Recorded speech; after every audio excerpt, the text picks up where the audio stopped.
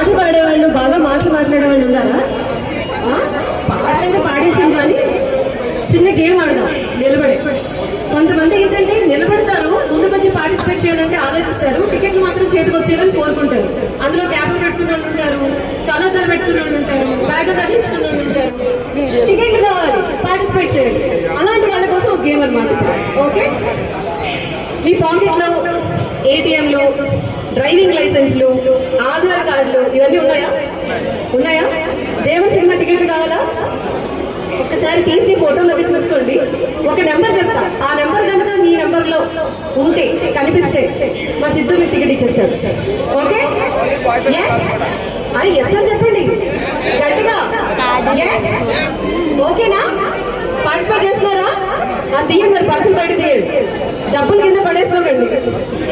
okay, ముందైతే